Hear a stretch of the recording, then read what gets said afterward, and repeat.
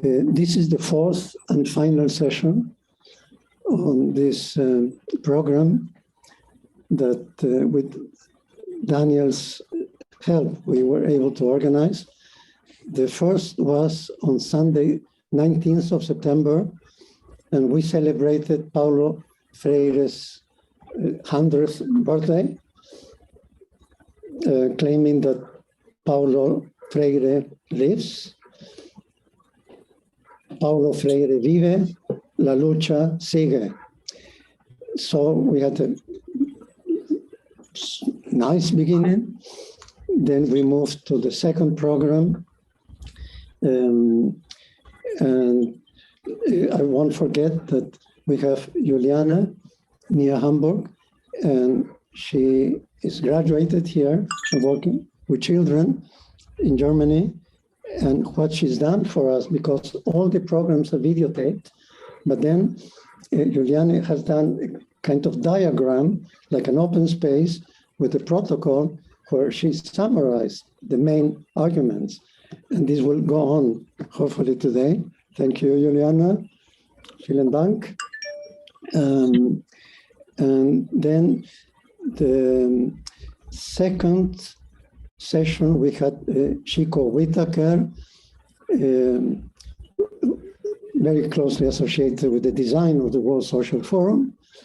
We had Fernanda in Porto Alegre, and she shared an incredible experience that got everyone enthusiastic. So we're having more people coming in. Welcome. Hi. So find your place. And what Fernanda told us is the experience in Porto Alegre, where the World Social Forum started, of what is called in English, coffee with Paulo Freire, café con Paulo Freire. And now it's going viral. It's firing the prairie. It's reaching many regions in Brazil. And it came all the way to Uppsala, to the North Pole. So after finishing this series, we will organize a follow-up with coffees with Paulo Freire, and then we will have Fernanda be our godmother and coach and mentor, and maybe we won't be able to read all the work because it's extensive, but we will start reading and conversing about the legacy of Paulo Freire. The third session last Thursday, we named it Transformative Research and Education. Step back, the second session, we invited our panelists to read, to interpret the context in Latin America, and then Alicia Cabezudo from Argentina gave the regional, but then to read, the focus was Brazil. How to read, reflect, and counteract the dramatic situation in Brazil with this insane president that is very closely related to another insane president, Trump, and to an insane situation in the world where nationalist populism, racism, neo-Nazism, and fascism is growing again, not only in Brazil, even in Sweden. We have this party called Swedish Democrats with clear Nazi roots is today the third largest force in the Swedish parliament, of all things. So this was the second. The third was transformative research and education. And basically we're seeing that the neoliberal project of universities, launched in Brazil by Simonsen in the mid-60s, not in Chile, in Brazil, Simonsen, who was finance minister with the neoliberal inspiration of Delfim Neto, who became education minister and tried to co-opt Freirean language with Mobral. It didn't work because there is something in the Freirean legacy that cannot be copied, which is genuineness, truthness. So he failed. Mobral did not develop in Brazil. And today, we're really honored and extremely happy to have with us Leonardo Boff, Beatriz Vicio in Rio. Leonardo, I don't know if you're in Sao Paulo or Rio. I'm not sure. And Rio. Sarah Van Gelder in Suquamish, also working with this incredible collective on possible futures in Brainbridge Island between Seattle and Suquamish. My great admiration and love and warm feelings for you. I can see, in addition, well, Daniel is one of our panelists. Without Daniel, this won't take place. So thank you, Daniel, and Juliana with you as well. And I see Fernanda in Porto Alegre, welcome. And I see Eric Lindholt, who is one of the co-authors of the book, and Franz, which is another of the authors in the book on transformative research and education. With that being said, warmly welcome, bienvenidos, bienvenidas, and we get started. So the first round, we will be going in different rounds. And shortly, if you could introduce yourselves, I could complement this introduction, then we move to the second stage, and then to the main topic of this session, which is the vital legacy of Paulo Freire to popular communication, education, and culture. So we will be moving in different rounds, and if there is time, we'll invite our guests around the table to also comment, but in principle, it's not that much time. So Leonardo, could you kindly please introduce yourself? Obrigado. Buenos dias a todos e a todas. E quero saludar especialmente a Asril, que ha organizado esse encontro sobre o legado de Paulo Freire para a educação, para todos os movimentos populares que incluem o processo de liberação, de conscientização. Leonardo, você pode falar em inglês ou não? Não, tenho dificuldade. Okay, then I will traducir. So first, he's thanking me in particular. I thought we would manage with Brazilian English, but I guess we will have to manage this way, and I will try to do my best to translate the basic arguments. So, adelante. I can speak German.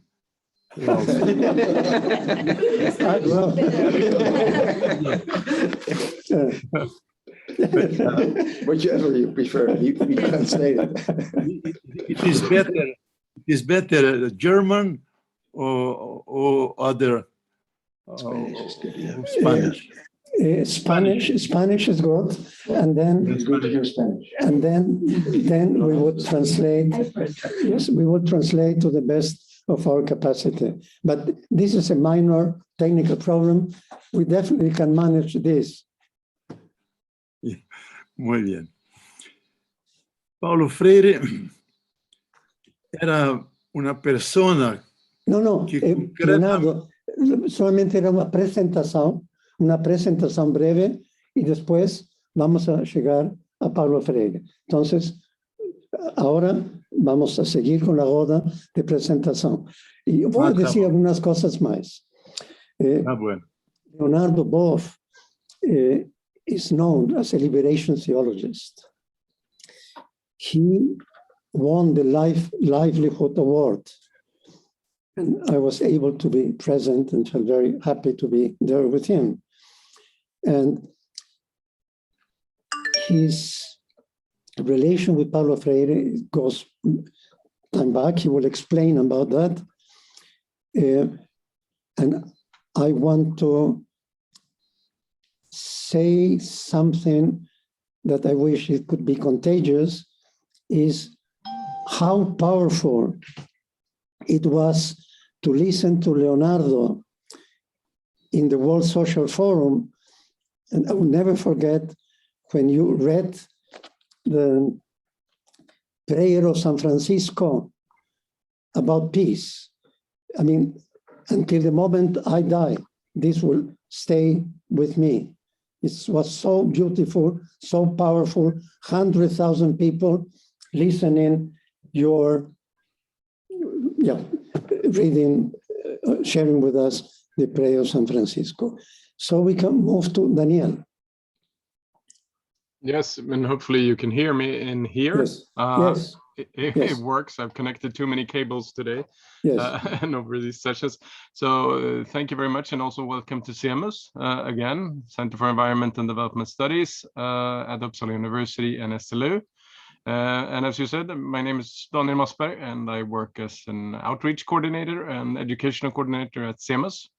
And so I'm part of the panel, but also running the technology from this bunker room just next to the library. Yeah, that's enough for an introduction. Thank you. Maybe you can add later on about CEMUS, but now we go to Beatriz Vicio in Rio de Janeiro, who just now, I understand, was promoted to Vice-Chancellor of the Faculty of Philosophy, Political and Social Sciences at the Federal University in Rio de Janeiro. Could you please introduce yourself? Yeah, of course. Good morning, good afternoon. It depends on where you are. It's a great pleasure and honor for me to be here and discuss this important item about Paulo Freire. I was born in Uruguay, but I am also a Brazilian citizen. I am associated professor at the Federal University of Rio de Janeiro in the Department of Political Science, particularly teaching international politics. And as dear Asriel has mentioned, I was recently elected as Deputy Director of the Institute of Philosophy and Social Science. I was a former journalist for more than 20 years at an international arena. Thank you, Beatriz. We have a philosopher, Ryan, with us today. So, I will add to Beatriz's presentation that she was pioneer of the three most important journals in Latin America, in Brazil, published in Portuguese, in Spanish for some time, on Mercosur, we'll come back to Mercosur, on environment, they were all prized, and the third one's Cadernos del Tercer Mundo, Cuadernos del Tercer Mundo, Cahiers du Troisième Monde, which reached the third world from a Brazilian platform. So we don't forget that, and they are digitalized and available in the web, besides being a dearest friend. Now we go to Sarah Van Gelder. Thank you, Beatriz. Sarah, you're welcome. Thank you, Asriel, and I'm thrilled to be here with you today. I'm in Seattle, where the sun hasn't yet risen. It's very early in the morning, so I'm trying to wake up. And my background is as one of the founders of Yes Magazine, which has been publishing about another possible world for 25 years this year, and also founder of People's Hub, an organization that does peer-to-peer training of activists who want to learn how to change their own communities. Well, Sarah is very humble. So I will say that in the World Social Forum, our motto is another world is possible. So what Sarah and the collective she belongs to, what they have been doing, and they just celebrated 25 years, they are documenting what is being transformed right now. it's not just a utopia, it's not just a vision. It is documented in a very beautiful way in this quarterly that I regard as the best alternative magazine in the world, because it shows what it is possible. I've been privileged to meet the Squamish tribe. I have been privileged to be with the collective of possible futures. And I will just complete this presentation saying that we all know that the first global response to the creation of the World Trade Organization in Seattle was an important message to the world, saying we don't want that kind of neoliberal globalization. Some aspects of globalization are good, but neoliberal globalization we don't want, is destructive, and it's part of the context that we want to transform. So thank you, Sarah. Julian, just a short, sweet presentation.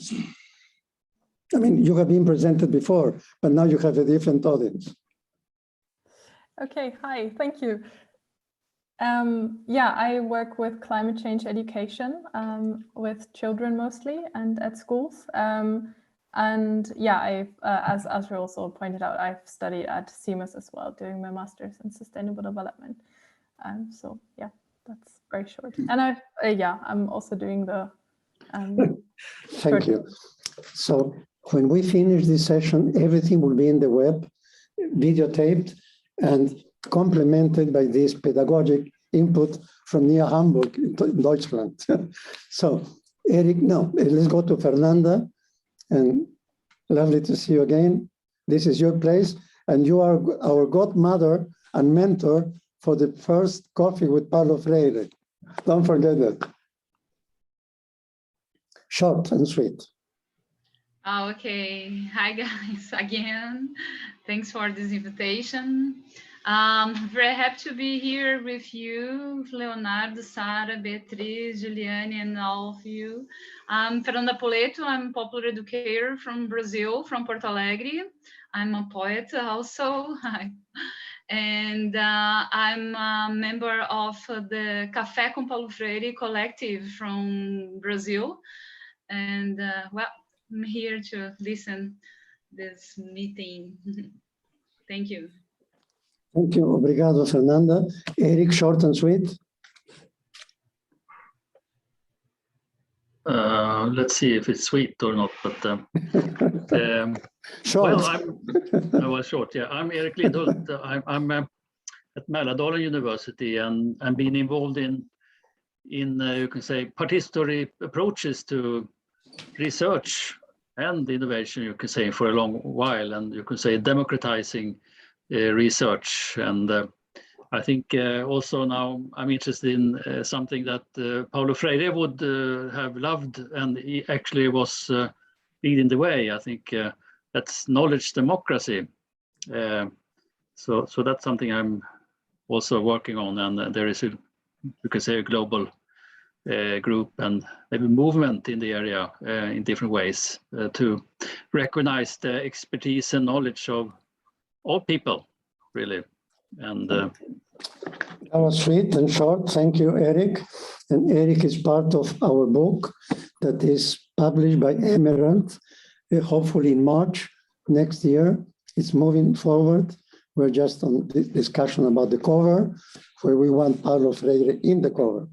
So with that first round, we are a small group here in there, but unfortunately, time will force us to just have a rambling session with you. I can tell you that people around me are also very interested in these issues, and that's why they are here. So the second point, Leonardo, você entende inglês? Sim, mais ou menos. Tudo bem. So the second round is about how did you meet Paulo Freire, the impact of this encounter on your Weltanschauung, on your way of thinking, and last but not least, how it has influenced your praxis in the world. So, Leonardo, if you start, then I can translate, or maybe, Beatriz, would you help me to translate Leonardo? So let's say 5 minutes, is it enough, Leonardo, for this second round?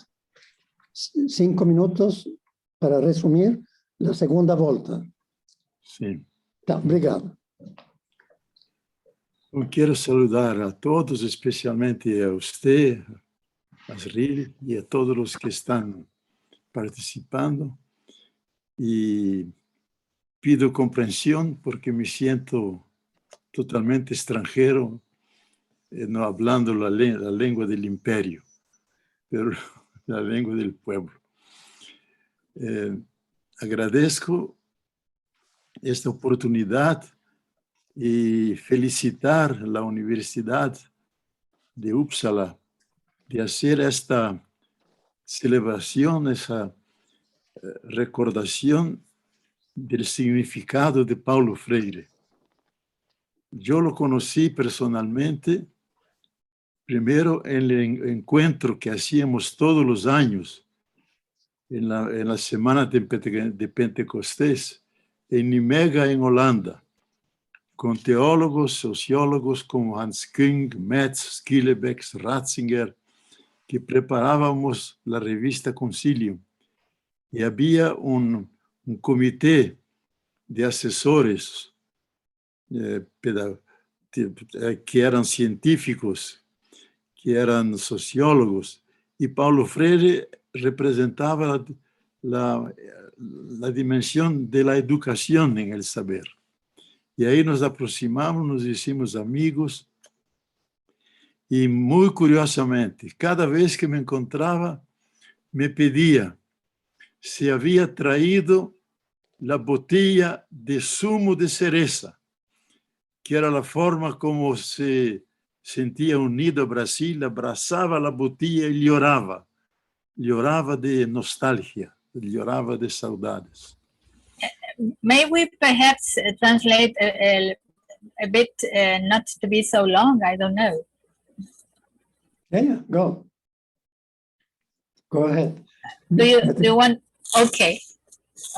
So first, Leonardo said that he would like to say hello to everybody. He is a little ashamed not to be able to speak in English, but that's the imperial language. It's not the people's language, therefore he is not able to say.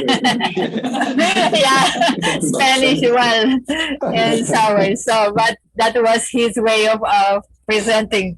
So he wants first to congratulate the Uppsala University for this initiative.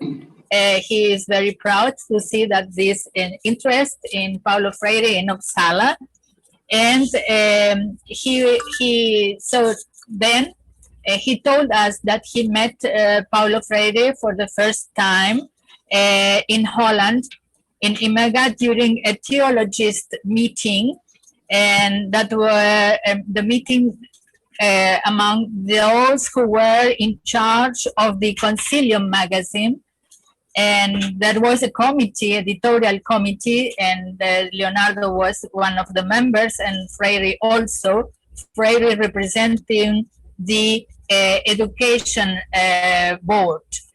And it was very sensitive, this meeting for him, this first meeting, and the sequence, because every time they met, Paulo Freire asked Leonardo to bring with him cheer juice from Brazil. He was in exile, Paulo Freire was in exile, and so that was the way he could be able to feel more close to his country. Leonardo, yo acredito que Gerrit Heuser was in Nijmegen. Y Nijmegen era conocida como la Universidad Vermelha, Roja, en Holanda en esa época. ¿Entendió? Gerrit Heuser estaba con ustedes. I just said very briefly that... he mentioned that Ratzinger was there. Okay. So they met in Nijmegen. At the time, it was known as the Red University. I can say that Uppsala is no red.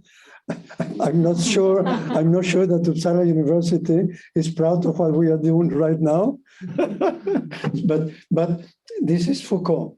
We are doing this in this place at this time, while we are able to do it thanks to SEMUS, thanks to the support from SEMUS as an institution. Very peculiar, very unique, as said, run by students.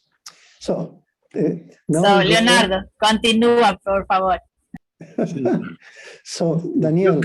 Yo creo que el mejor legado de Paulo Freire es su método, mundialmente apreciado, especialmente fue asumido por los que trabajan con movimientos sociales y también por la teología de la liberación.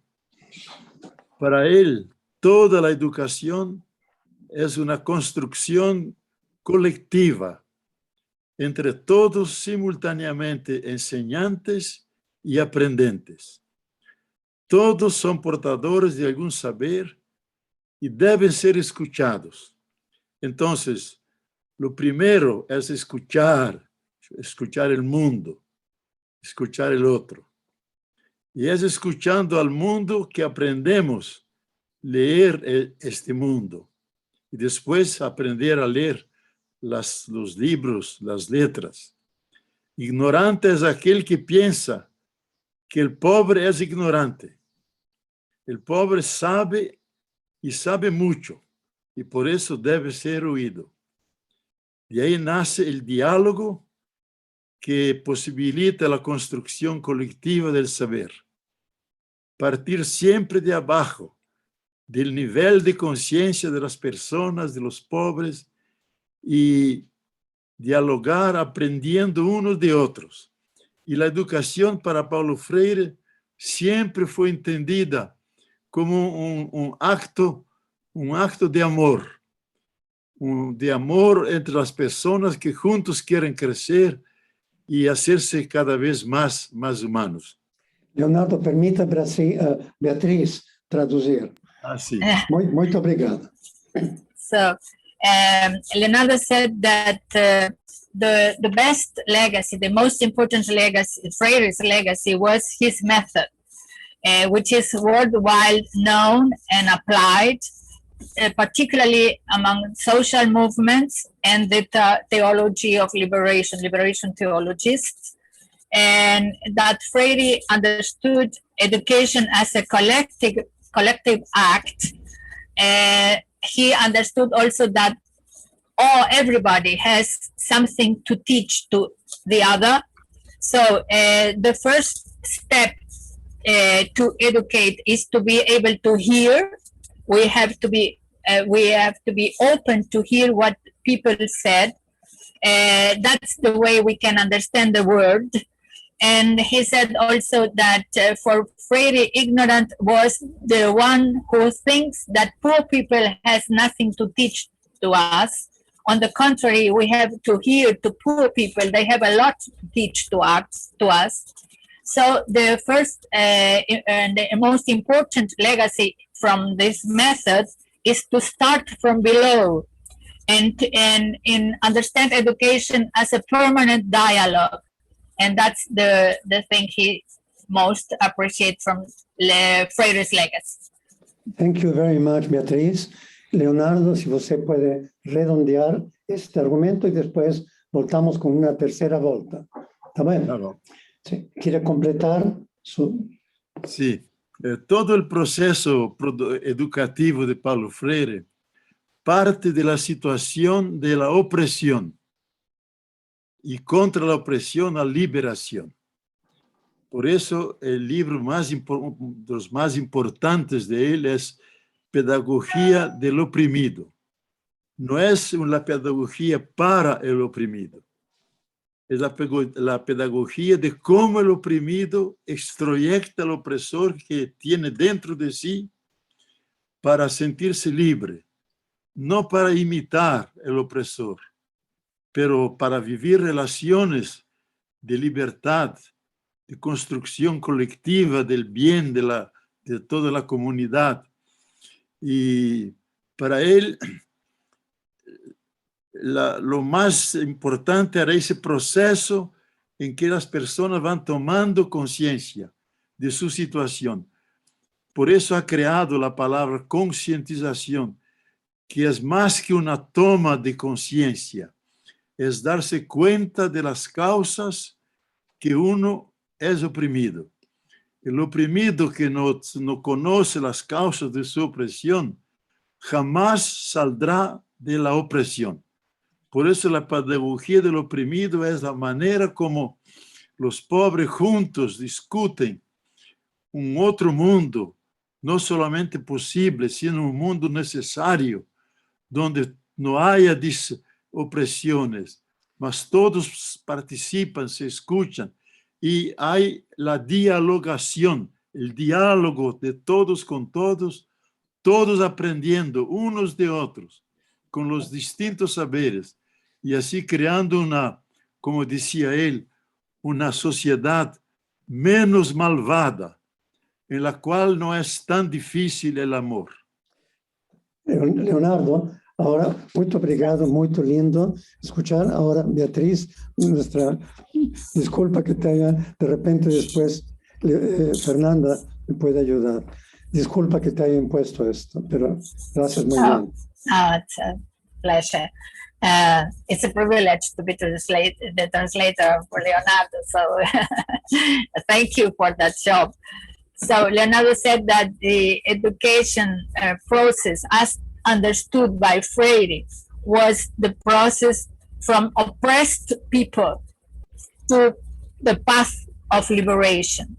So the most important book in this sense was the Pedagogy of the Oppressed, not the pedagogy to the oppressed, but the oppressed being aware of their oppression and liberating themselves by being conscious of this act of oppression.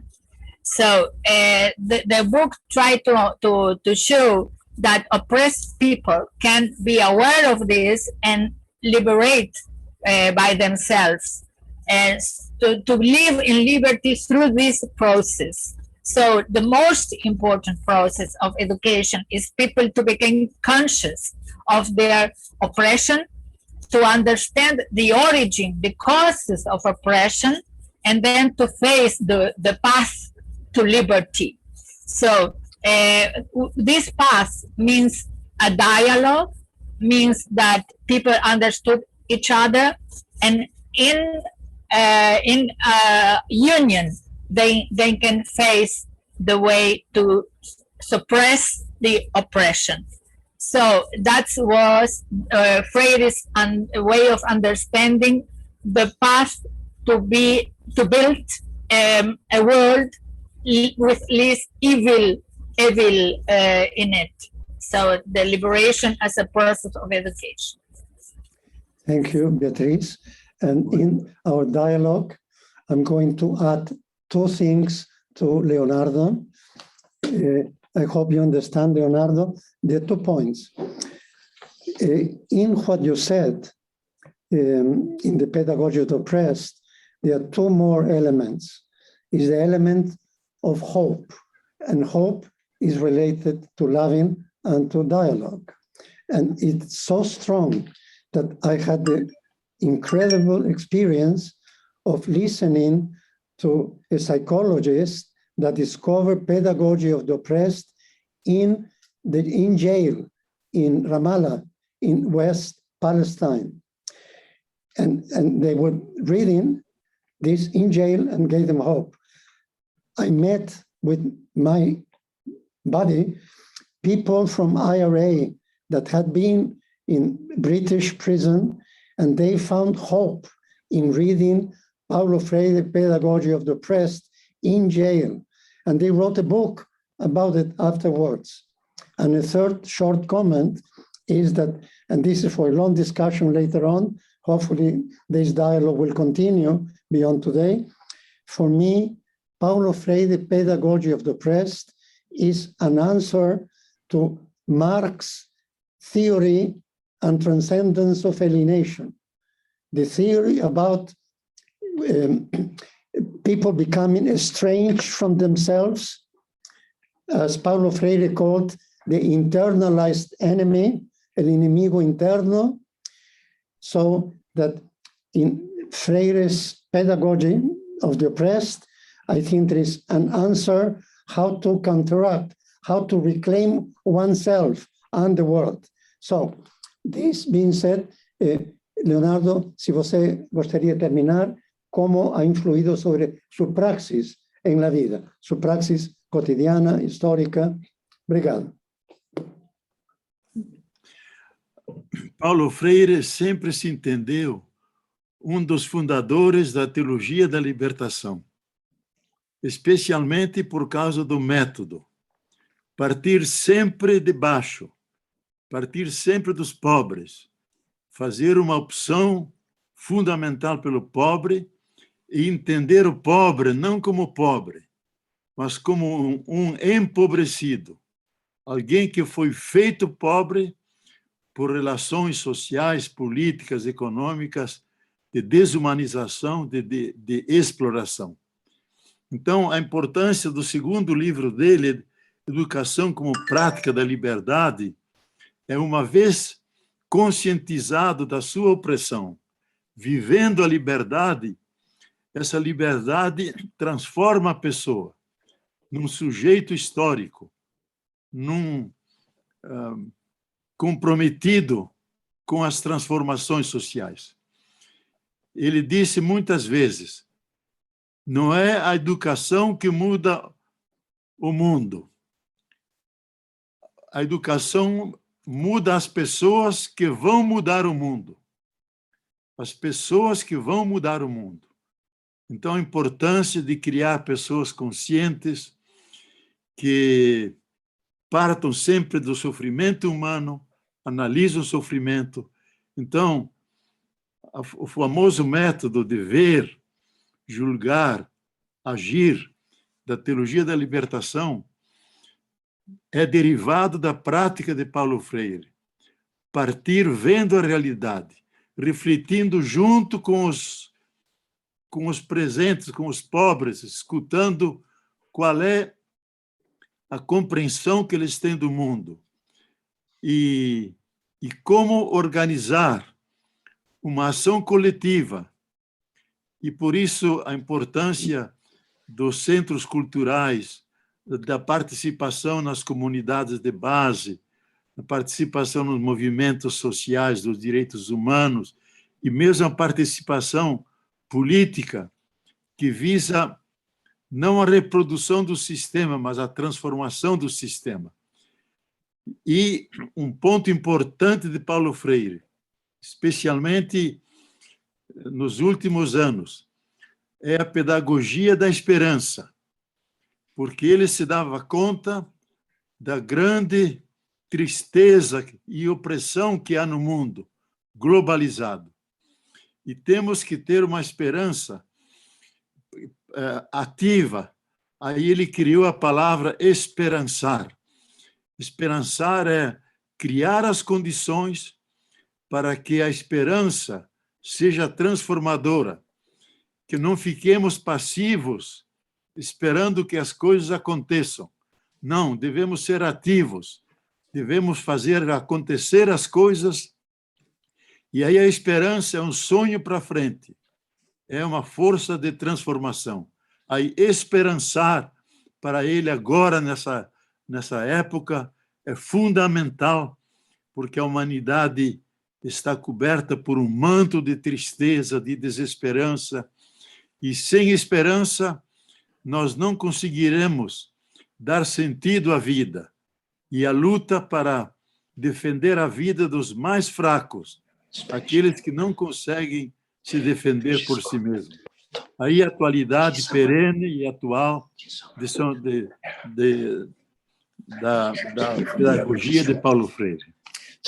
Obrigado, Leonardo. Beatriz, você tem uma tarefa difícil, mas, Leonardo, com isso terminamos con você esa roda y continuamos con el resto. We will, and thank you for sharing with us this testimony, this witnessing, and then we will go with the rest of the panelists commenting on the same. Muito obrigado, Leonardo. Beatriz, boa sorte. So Leonardo said that Freire is considered and was considered by himself also as one of the founders of the theology of liberation because of the method, the method that understood that it might be from below that the change is the conditions for change are being created. So, and Freire understood that there are no poor people. There are people who are impoverished by the system. And therefore, they are, as historical actors, they have to become aware of their potential for their transformative potential to change reality, to change their own reality and the whole reality. And those who suffer, the worst part of this reality are those who will reflect and act first. And he understood also, of course, collective work, and the ones who will be in the first place in this transformative wave are those who can, as you mentioned, Azriel, who can bring hope for humanity. Because without hope, life has no sense. There is no sense to live without hope. Hope is the transformative way also to understand this in an act to transform the situation through hope. And those, I think the last part I missed here, but I think that was the first and most important thing. And there was a second book, which is Education as a Practice of Liberty, which is also very important to think this way of those who are poor, that are impoverished by the system, and they are actors in that transformative way. Thank you. I'm sorry not being able to be better. You're doing, no, it's difficult, but you have done wonderfully as expected. But so to give you a chance to rest your throat, we are going to go to Sarah, and then please tell us how did you encounter Freire in your mind, and then if it had some impact in your thinking and in your writing and organizing. Thank you, Sarah. Welcome. Thank you, Azriel. And I'm very honored to be speaking on the same panel with Leonardo Boff, and very appreciative of what I was able to just learn about Paulo Freire from him. I feel like an imposter on this panel because I am not a scholar of Freire, and my encounter with him was so long ago in college that I will not be able to draw the links between my work directly and his influence. Sarah, if I may interrupt you, you're being shy. Paulo Freire would have loved to be aware of what you have been doing and writing. So, fine, you're shy and humble, and humbleness is a virtue we cherish. Please go on. Okay. So if it's okay, I'll tell a little story about some of my work and the relationship to popular education, and those of you who are more knowledgeable can perhaps help make the link. Are you able to see my screen? Yes, perfectly. Okay. So what I'd like to tell you about is the founding of an organization called People's Hub, which is a peer-to-peer education platform for activists. And this came out of the work that I had done at Yes Magazine for many years. Yes, as Real mentioned, was founded 25 years ago. And in each issue, we take on a different question about how a different world is coming into being. So the basic idea of the magazine is that the current world we have is not working. And if that's the case, then we would expect there to be social movements all over the world, although our focus was on the United States, that we're creating a different world. And as journalists, our question was to find out what people were choosing to create in their own communities and in their social movements that created the foundations for a different kind of world. And if we could cover that as journalists, we could also help to spread those ideas among other people in other communities who might also want to create that kind of change. So at a certain point around 2015, I was feeling as an editor that there were some questions that I felt I had not been able to adequately address.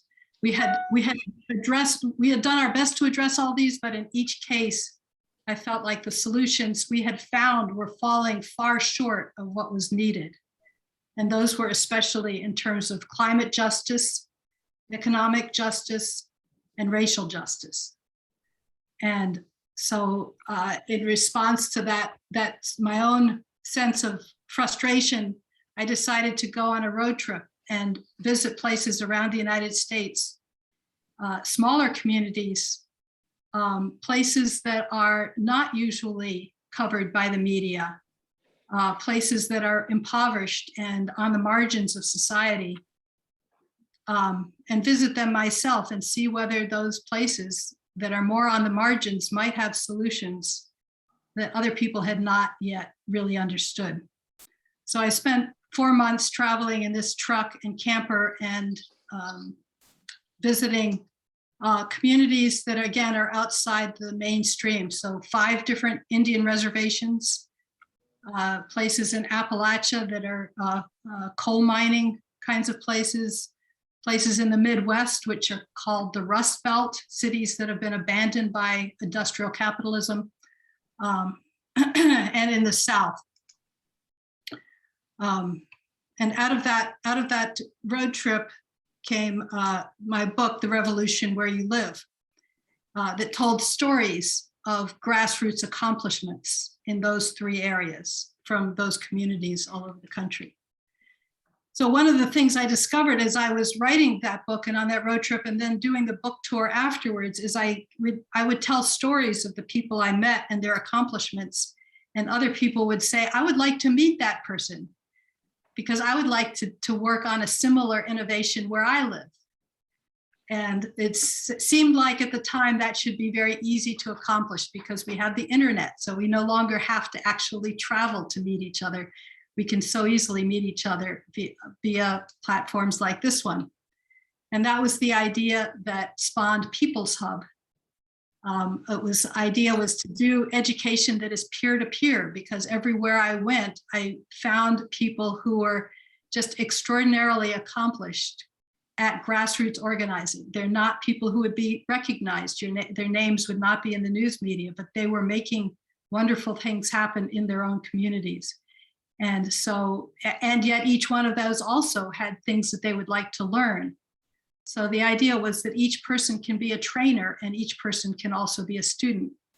The second idea was to teach people as groups, because a lot of the training that I was seeing up until then, one person out of a community group or one person from a social movement or a few people would go someplace and get some training or get an inspiration and have an opportunity to learn at a conference, and then they'd come home, but it was difficult to infuse that new learning into their own community. I think the World Social Forum is a wonderful exception to that, since large groups of people would attend together. But an awful lot of the time, it's 1 or 2 people, they come home and they try to bring those learnings back, and it's very difficult. So we thought, why don't we just make opportunities for an entire group to learn together and practice together? So group learning was the second part of what we did, which was an interesting challenge to use a platform like Zoom and a popular education methodology that is very participatory and to teach groups. But that was part of what People's Hub actually developed.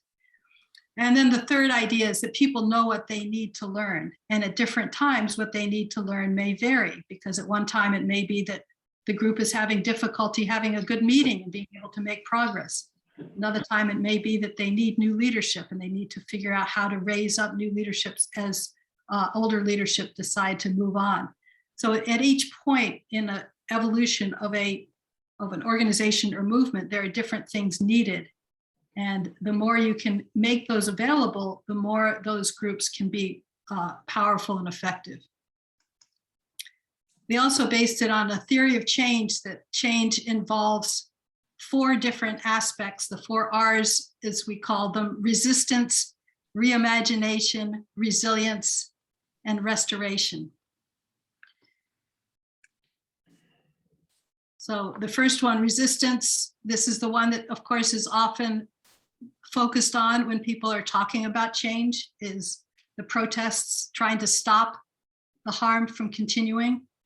And that's a really important part of our social movements, including things like stopping the exploitation of fossil fuel resources that's causing climate change, dealing with economic inequality. All of those kinds of resistance are very important, including highlighting them and informing people about the issues and what's at stake.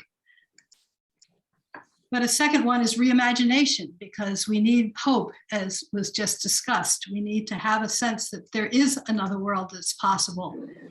So how does a community actually get involved in reimagining their own future? This is a mural on the wall in Newark, New Jersey, a very a city that's struggled a great deal with poverty in New Jersey.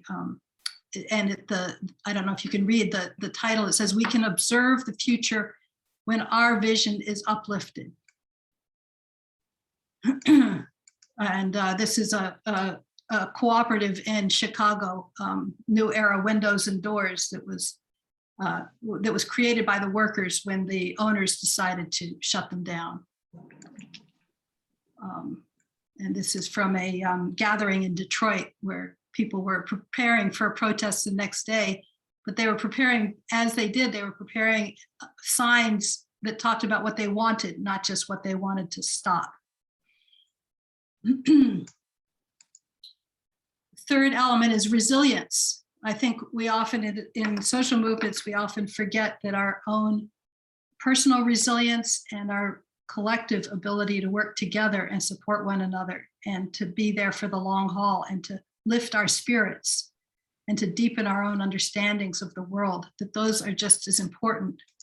And a lot of that comes out of relationships, when people are able to work well together. This is a photograph from Kentucky, a farming cooperative started by a couple of immigrants from Central America, and then inviting in the whole community to do farming cooperative together. And I happened to get there on the day they were celebrating their harvest, and realized that even though the harvest was not large, the harvest of joy was tremendous. And this is from a reservation in Montana that later the tribe and the ranchers working together later were able to stop the largest, what would have been the largest strip mine in Montana of coal through their collaborative efforts. Fourth area is restoration, because we have so much damage to make up for. So that is partly restoring the earth, restoring the soil, and being able to produce again.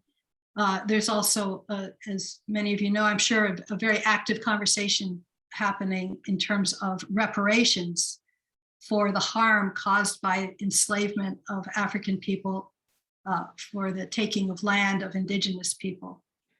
So all are forms of restoration that are an important part of this process. So as I mentioned, our focus at People's Hub was on training groups, but not exclusively. The group trainings we did were a lot about how a group can lift up leadership, have great meetings, deal with conflicts that come up, figure out their objectives and tactics, figure out how to turn their dreams into reality. And again, these are ways in which they can learn together as groups. But there are also a number of trainings that are for individuals. So things about working on your skills in interpersonal dynamics, learning to ask deep questions and to listen to one another. The idea again being that our power comes from our ability to collaborate, and our ability to collaborate includes our ability to our emotional and intellectual intelligence, and our emotional and spiritual intelligence, which allows us to be present with each other and to lift each other up, and then to form collectives that are greater than the sum of the parts. We did a session on how Black and Brown communities are retaking their right, their sovereignty to the land, which in cases of both Indigenous people and Black people has been alienated by forces of capitalism.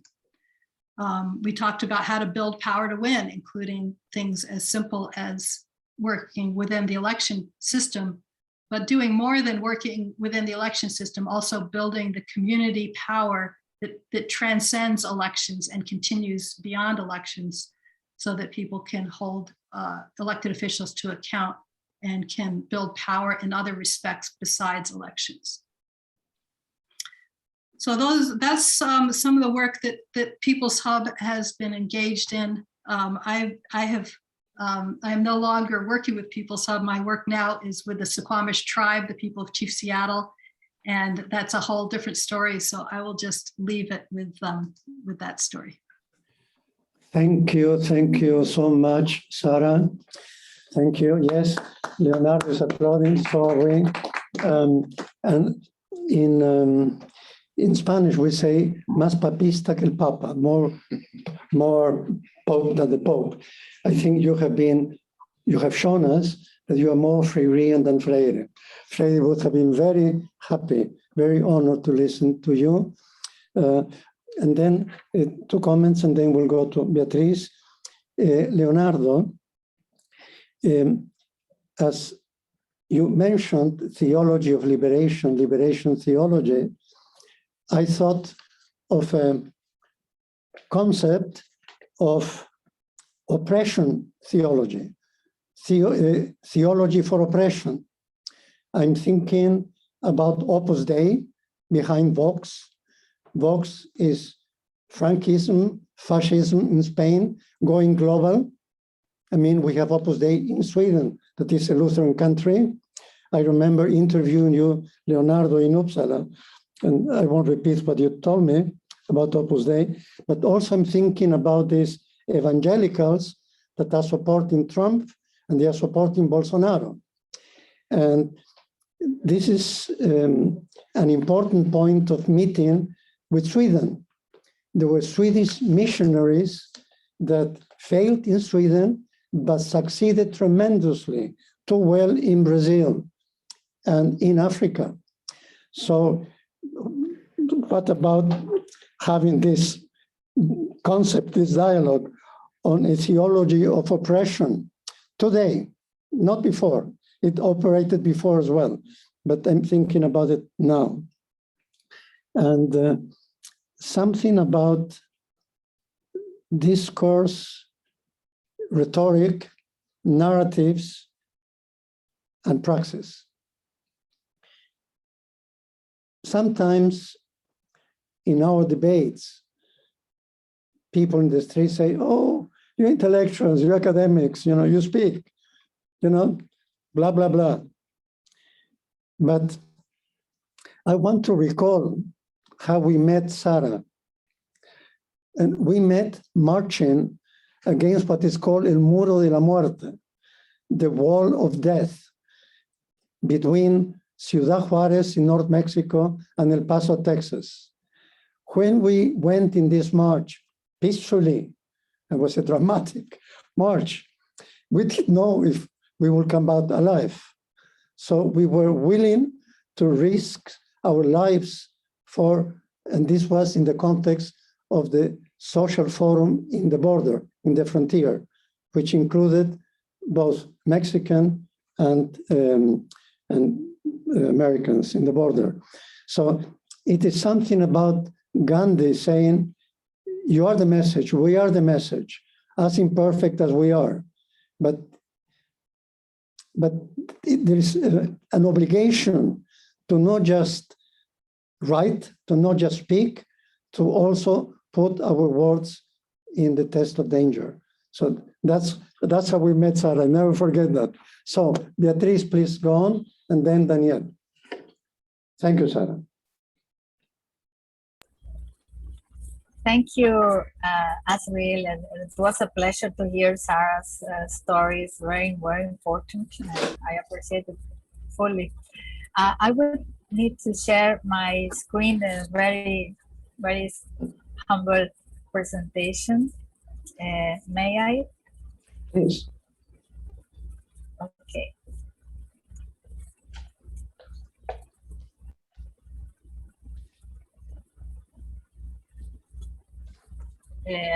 So I will tell you about a very interesting experience I have. So I call my presentation my experience with Paulo Freire in Africa. I did not know Paulo Freire personally, but I did meet him indirectly on various occasions, especially in Africa. I had a very grateful experience during my first trip to Africa in the 1970s, when I covered several important moments in the history of that continent, such as the previous stages and the Declaration of Independence in Angola and Mozambique. In that context, I had the opportunity to visit Tanzania and wrote several articles on that country, which at the time was presided over by the great Julius Nyerere, whom I interviewed on that occasion together with Neva Moreira. He invited us to visit the construction sites of the new capital, Dodoma, the Brasilia of Tanzania, which was still in the early stages of its construction. On the way to Dodoma, accompanied by an interpreter, because at that time, few people in the region spoke English, Swahili being the national language. We stopped at a sort of street market, and this is the picture I took from that street market by the time, which a street market which was in the middle of a vast savanna in the middle of the country. And in the shade of a nearby tree, and the tree is on the picture, but unfortunately, I don't have the digitized picture of the tree, just of the market. I'm very sorry, I would like to have it. But the story is that on the shade of a nearby tree, there was a group of children sitting. I went up to them and saw a young woman sitting in the middle of a circle. I asked her if she spoke English, and she made a sign indicating that she didn't understand what I was saying. The interpreter then helped me. I asked her about the circle of children and teenagers, and being so far of any urbanized center, I haven't seen any urbanized center nearby. I am given a class, she told me.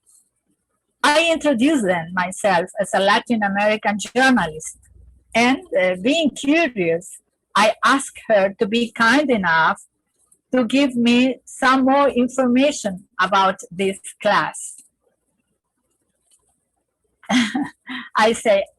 She said, I am a teacher, and without knowing exactly where I was from, she added, I use the Paulo Freire method.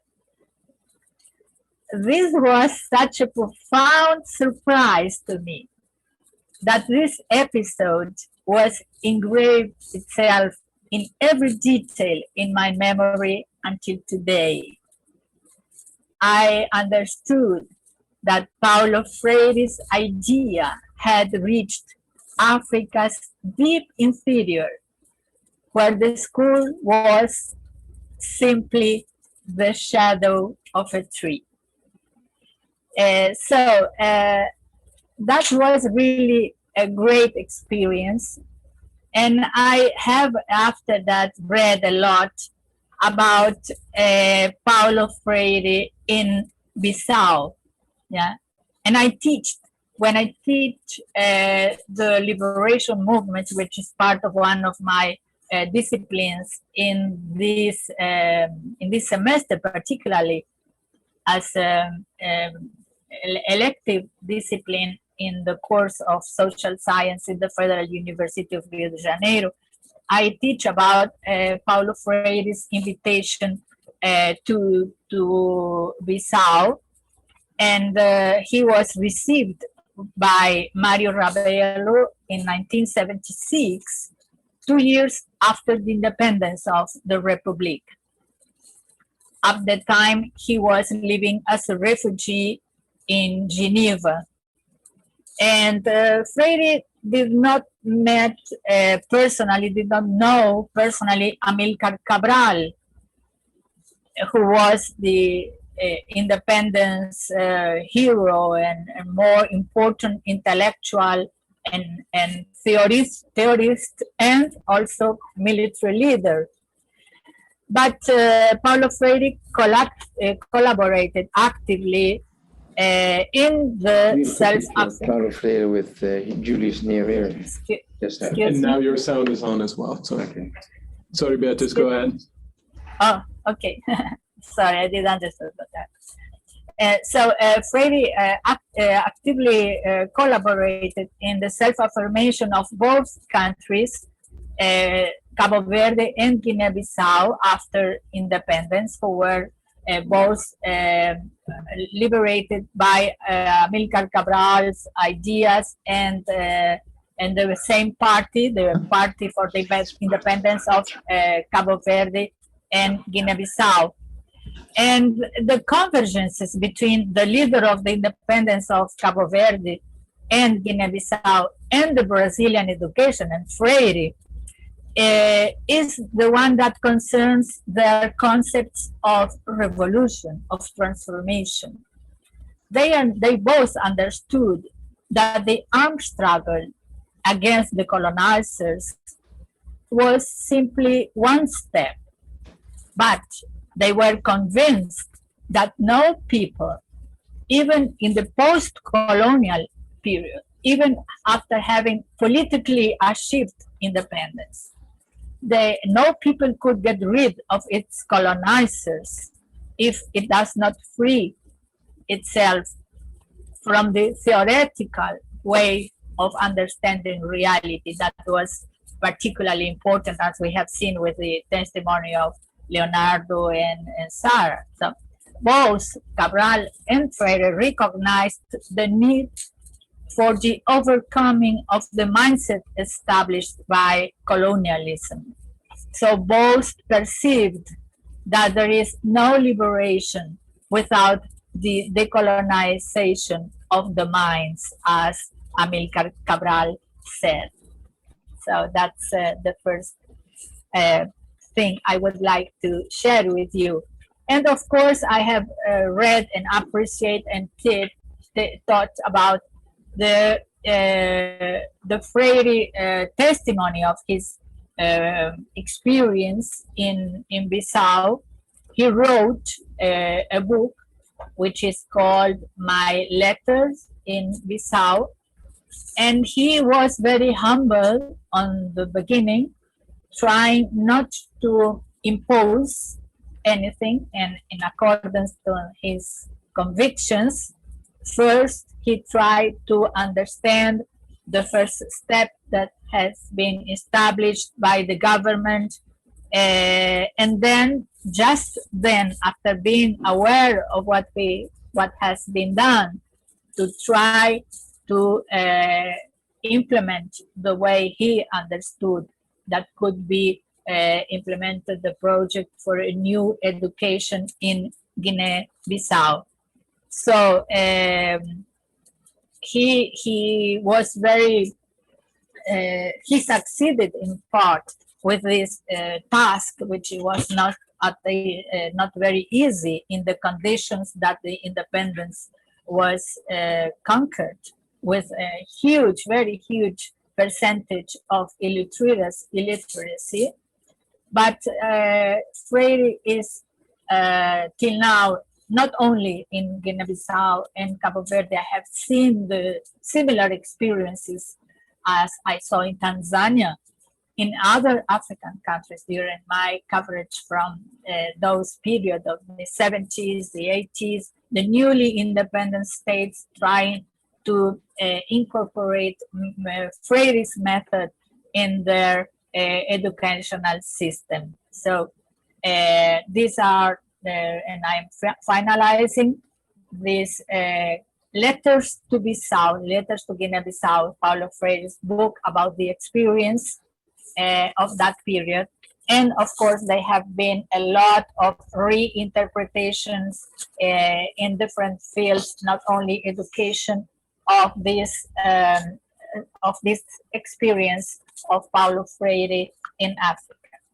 Thank you very much.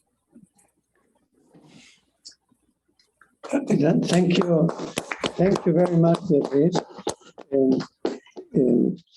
So Africa, Latin America, even Sweden, in the 70s, popular education in Sweden took the influence from Freire that came to Sweden in 74.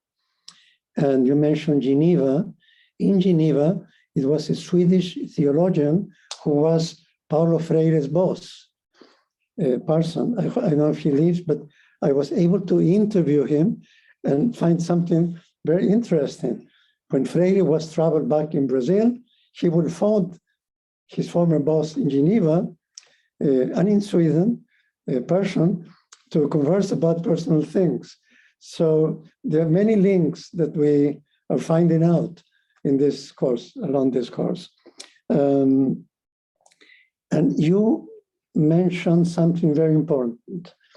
The liberation struggle in Africa took very seriously the task to decolonize the mind. There were books like Fanon, Memmi, Fanon, The Colonizer and the Colonized. You could say the alienation of the colonization education project. And this is one of the points that I hope we will have time in the last round, because of what is happening now. We are witnessing the battle for the mind. And Beatrice and Sarah and myself, we are part of a working group that is called Communication, Education, and Culture within the ongoing discussion in the World Social Forum. And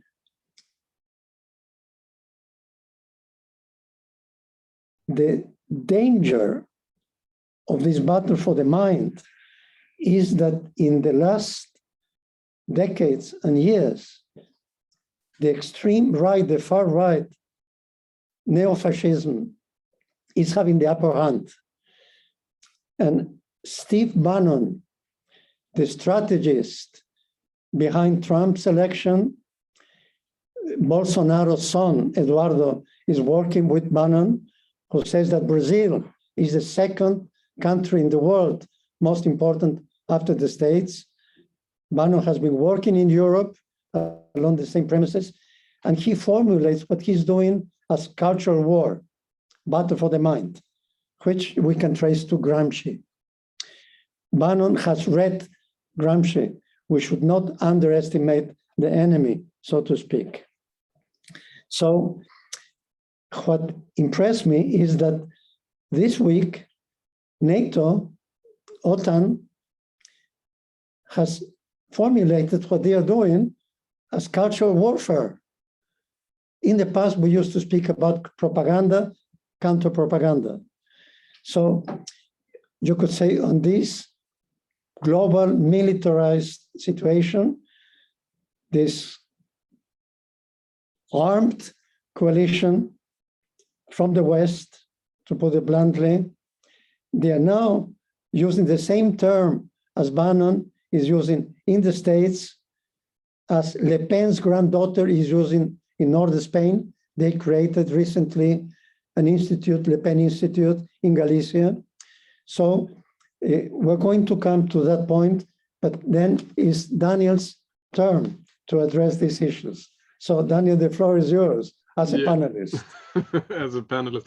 And there's so many different things to pick up and maybe rather to discuss. But I'm just going to be very brief. I mean, I came in contact with Paulo Freire when I took my first CMS course. It was a full spring semester. You know, speak Swedish English, but a bit slower. Yeah, a bit slower. So, I mean, what was different with CMS, or how was CMS as a university education or as a university course different than a standard course? And I think also it was very basic things for me that kind of stood out. How the furniture were organized in a room, how you place tables and chairs, and how you actually face each other in a room. That was significant when coming to the first CMS course. It's a bit difficult if you have a big course and the fixed chairs and everything. But I think also how the roles were very different, how the course coordinators and guest lecturers coming in to give lectures, how everybody in the room, students and teachers, were seen as co-learners and trying to have an exchange and try to work together. And I think that also is very much connects to the popular education theme of today. But then also what CMS has been trying to do is have different experiences, different generations, different people, different cultures, different values, ideas to meet in this setting of the educational sessions, or if it's students working in a project. So it would be different in that sense. And I think that also reminds, it connects quite a lot to popular education. But I think also, I mean, we should leave more room for discussion with all the interesting guests that we have and all the presentations, and maybe we can come around to some of the questions.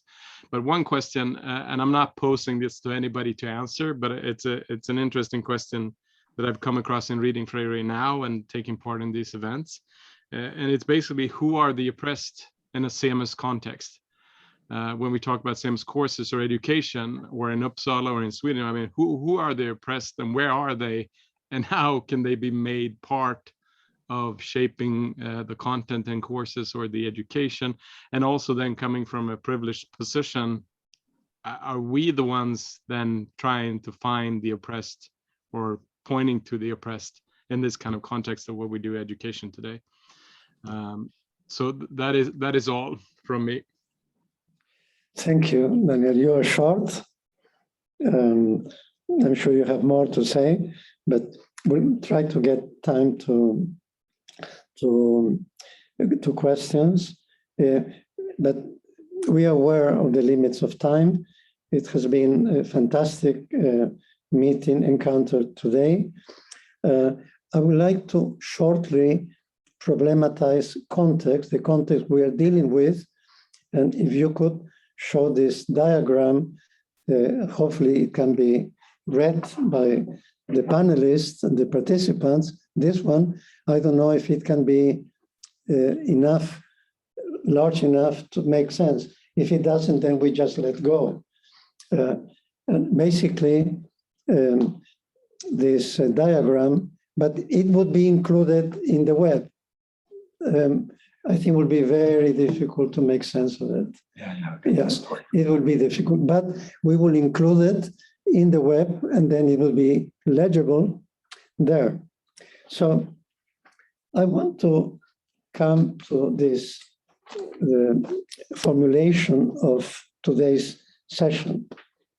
We have seen how Freire's legacy is about transformation.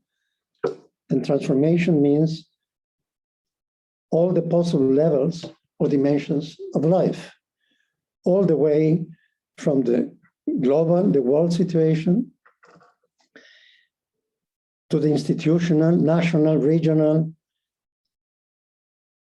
to the university, to the classroom, to the interpersonal, to the personal, as both Leonardo and well, all of you have mentioned. The transformation needs to take place at all levels of reality, including our reality. So I would like your comments, and unfortunately, time would be limiting, short, maybe about 3 minutes. We understand the connection of communication, education, and culture. Education takes place through communication. Culture is constructed and deconstructed via education, communication, and culture. Education, as Istvan Mezaros formulated, education is the sum total of all social processes, interpersonal processes that reproduce the world we don't want, the status quo, but also education can bring breaks with the old and bring new elements, open new horizons. And this is reflected in communication. For Freire, there were two types of communication: monological, which is the communication of persuasion, of propaganda, of publicity, which is very important now in cultural war, because it uses subliminal, unconscious levels, all the way from Pavlov to all the kinds of conditioning. And then becoming crystallized in culture. And culture can be against men, as Jules Henry wrote. Culture, like Nazi culture, that was killing the spirit, that was making people not think, as Anna Arendt says. But culture can be also, as Beatrice just mentioned, in Africa, a culture of liberation, where culture and art imagines the imagination for change. So with this short provocation, I would like to ask Leonardo, please, I'm sorry that we are limited by time, if you could try to round up your ideas on this. And of course, in the future, we can continue informally or formally, because as Daniel brought this issue, bringing that to our specific local context, this triggers many questions in all of us. So please, Leonardo, and then Beatrice, Sarah, and Daniel, and then Juliana, if you want to add something, you're helping us a lot to put this magma, this mosaic together. So, Leonardo, por favor.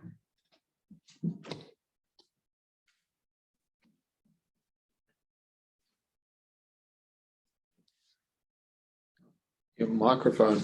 Micro. So micro, sonido, sono. Yeah, he's working on it. He's trying to find it. Ahora. Yeah. Yo creo que hoy el gran mensaje nesse momento de la pandemia de Paulo Freire es alimentar la esperanza, esperanzar, crear condiciones para no sucumbir a la tristeza, a la desesperación y a las muertes En Brasil son más de 600.000 que fueron llevados. Entonces, es el momento de alimentar la esperanza que tiene dos bellas hermanas. La indignación contra todo que está ahí. No aceptarlo. Rechazar ese tipo de realidad del capitalismo mundial que está se reorganizando y el desprecio de los pobres. La indignación. Pero simultáneamente tener el coraje, el valor para cambiar todo lo que está malo y hacerlo bueno. Tanto la indignación como el valor son las dos expresiones de la esperanza. Y ese momento exige exactamente esa actitud de rechazar ese tipo de mundo que ha traído el coronavirus como un contraataque de la madre tierra a la humanidad en razón de la violencia sistemática de los seres humanos contra la naturaleza. Rechazar ese tipo de cultura, de la dominación y destrucción, y reforzar más y más, con valentía, con coraje, la esperanza de que podemos crear una casa común, que los límites, las soberanías nacionales son ya obsoletas. Tenemos que construir la casa común, la tierra, donde todos pueden caber, donde están los varios mundos culturales de Europa, de África, de los Yanomamis, dentro de la misma casa común, viviendo el gran ideal de los andinos, el bien vivir, que es la profunda armonía entre las personas, con la naturaleza, con todas las fuerzas del cosmos, con las divindades. Esa armonía que hace que todos se sientan participando de la construcción de algo colectivo, de tal forma que no hay pobres, que no es una economía de la acumulación, sino una economía de la sustentación de la vida, de garantizar para todos, de tal forma que no haya pobres, sino todos dentro de la comunidad. Yo creo que ese pertenece al mensaje último de Paulo Freire sobre su pedagogía de la esperanza, de cara a ese mundo que está tan aviltado y viviendo dimensões de desesperação. Muitas graças. Muito obrigado, Leonardo. Muito obrigado. Muito belo final. Beatriz, se intentas resumir estas bellas palavras de Leonardo. Yeah. Okay. Leonardo said that today that we are living this pandemic, we have to reinforce the idea of hope, not to allow despair to take our hearts. Hope, but at the same time to maintain the indignation with this reality, unfair reality, and another thing, to be courageous enough to face this despair and this terrible situation we are in.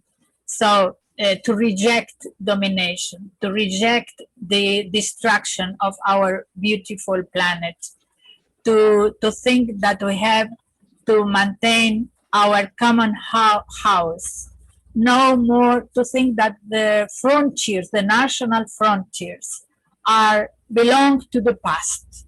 We have to think on a global civilization, a common home for all human beings, for all the living beings, in the sense of these Aborigines, indigenous people.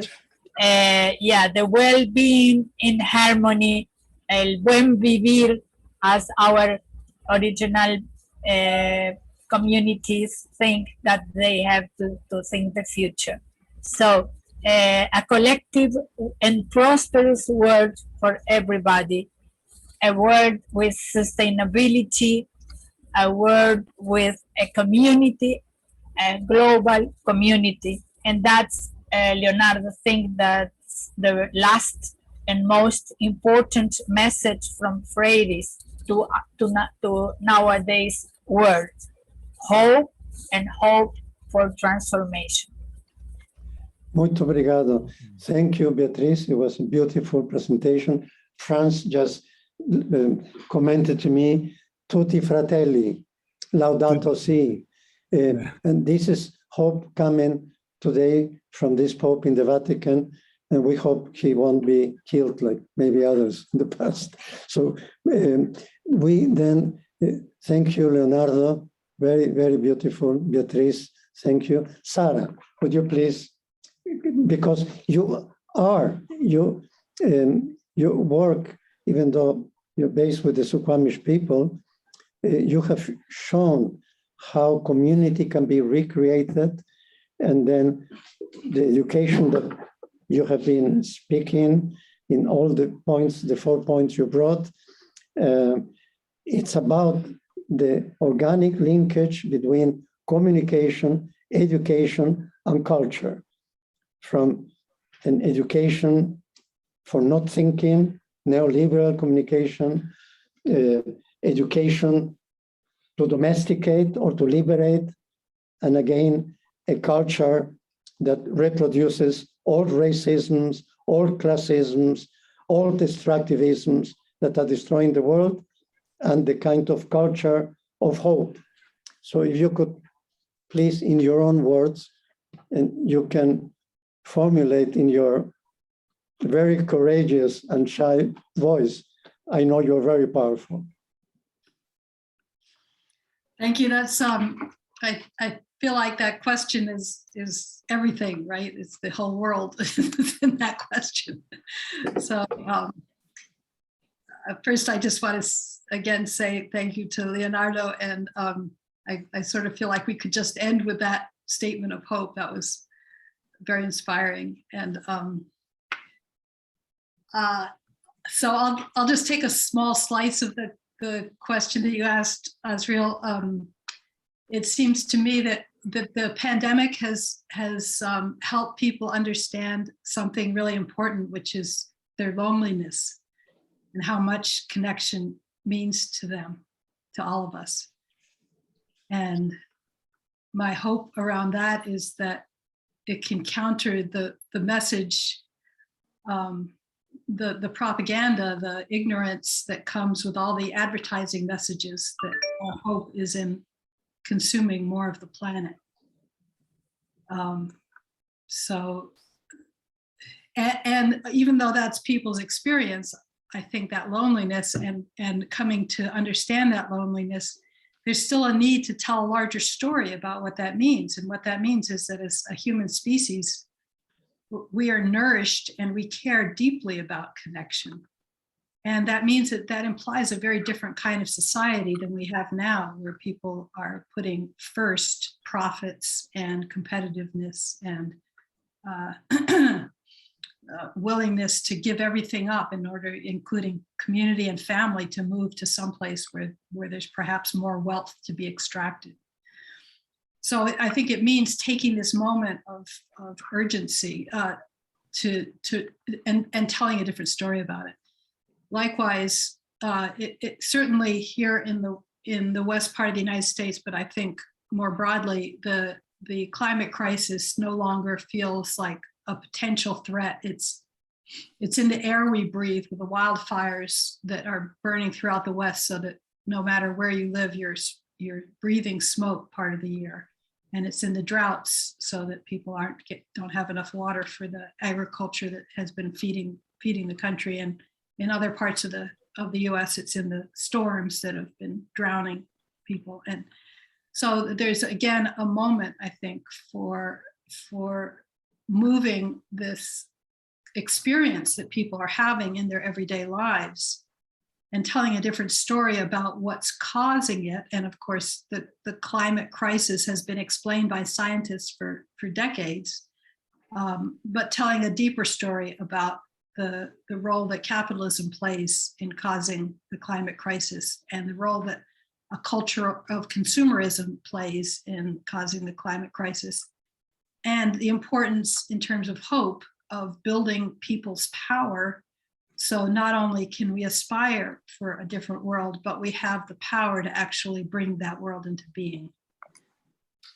So telling stories on all of those levels, I think, is a really important part of popular education right now. And much of that takes place in the context of experience. So what does it feel like to live in a connected way? What does it feel like to live in a way that's ecologically sustainable and grounded in place?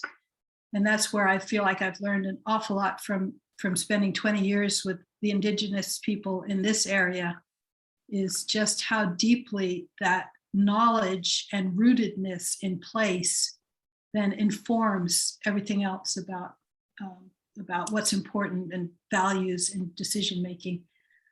Rooted in place, but also rooted in 7 generations going forward and reflecting on the meaning of 7 generations going back.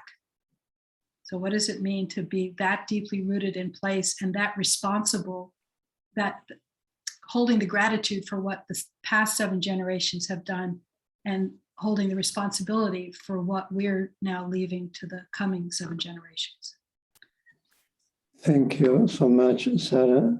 And in this process of rebuilding community, rooted in your case in Suquamish, but also this event today is a way to recreate community using the digital means.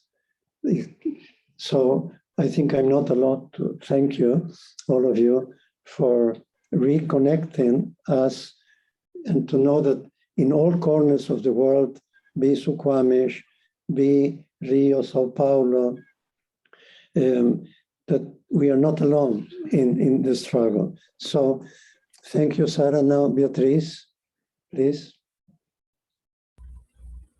Yeah, I would share with you something I have been thinking of course, from my Latin American perspective, which is a particular perspective.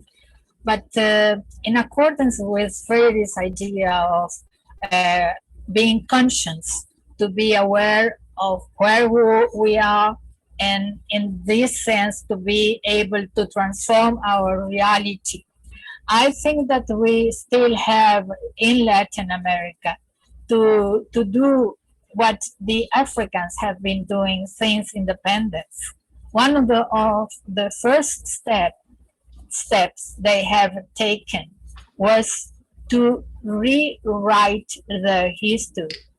They take more than 10 years with a group of more than 30 historians, mainly Africans, but not only, to rewrite the history of the African continent. And they have produced 9 volumes of the general history of Africa, which is nowadays published in every language, most important languages.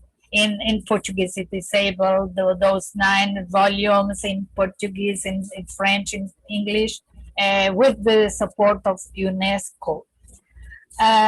They were aware, as Amilcar Cabral said, and Freire said, that the decolonization of minds was one step to be able to be really free from the legacy of colonizers.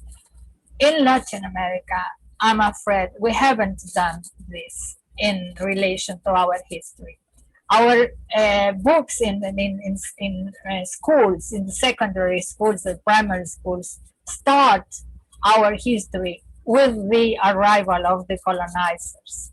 I think that's a real mistake, because nowadays we know how important our indigenous peoples were and are, and we are not able to bring in reality a democratic, solidarian society without re-elaborating our own history.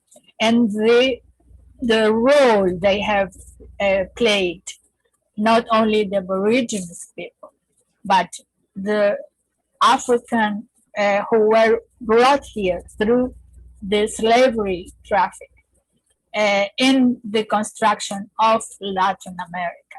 I think that's a huge challenge in our moment. We are facing with this racism through these ultra-rightists, the supremacists and everything, to rewrite, to rethink about our history and the role of everyone in building up our Latin American countries.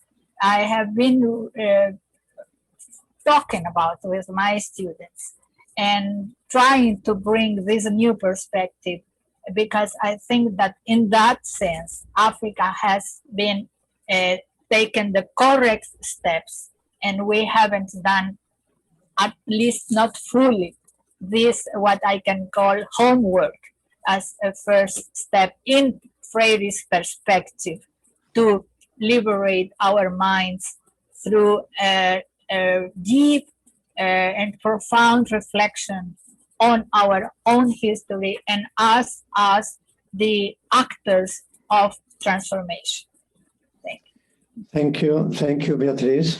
And Beatriz is pointing to something that is a bridge between university and different geographic realities, but universities and social movements.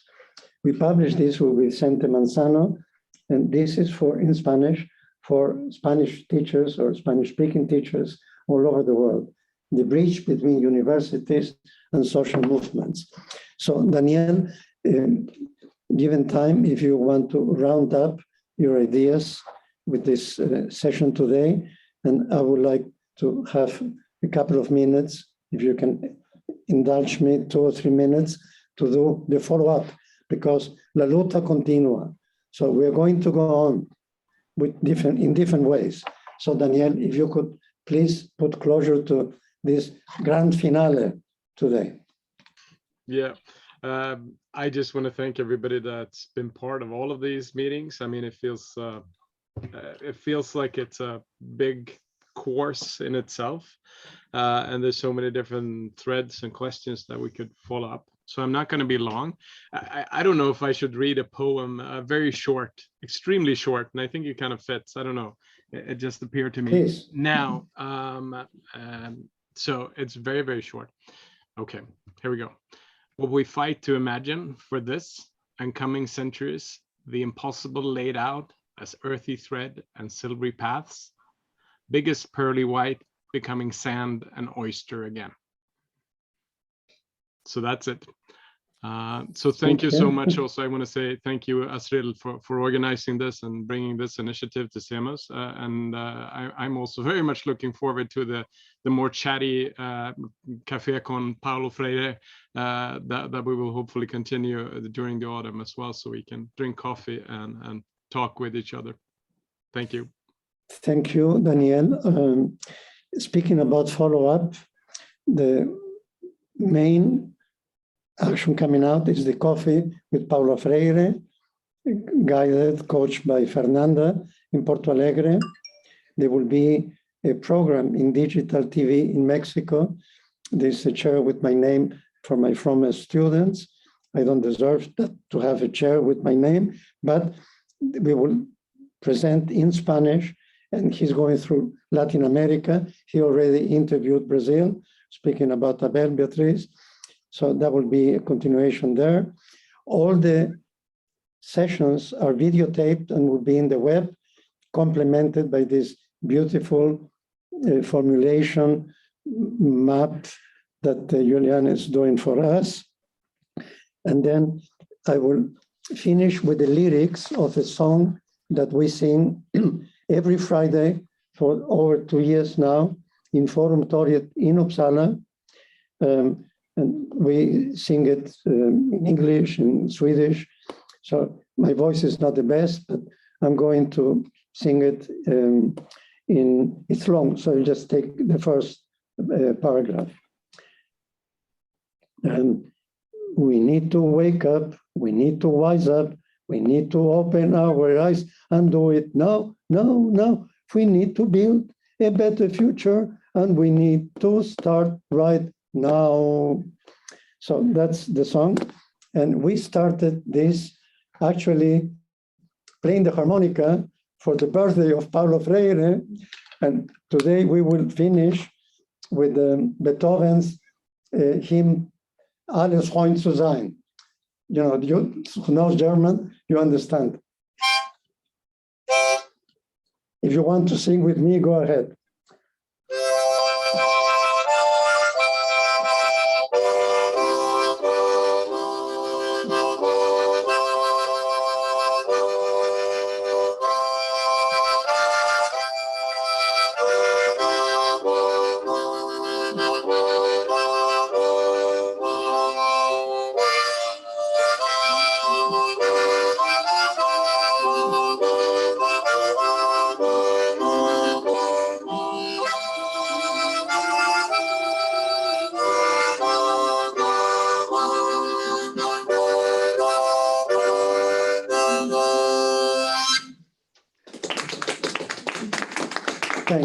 Thanks to all of you. Daniel for making this possible, to Simos, to Leonardo, Beatriz, Sarah, Daniel, Julian, everyone. Mikael has been listening. He's the one who gave me the book about those Swedish missionaries that succeeded in Brazil too well. So thanks everyone here. And then we continue. And I'm sure there were questions and more things to say, but the dialogue shouldn't stop today. We go on, la lucha continúa. On the 22nd of October, soon, we're celebrating in the whole world global climate action, and before Glasgow. And they asked Greta Thunberg. She started when she was 15, now she's 18. What she thought about, the people in power today that will meet in Glasgow and decide our future from their way. She said, blah, blah, blah, which means we cannot expect from them what they have not delivered to this point. Putin is not there. The extractivist industry and the lobbyists in the States are not there. China is opening new mines with coal. So the future is in our hands. It is not in these so-called politicians or authorities.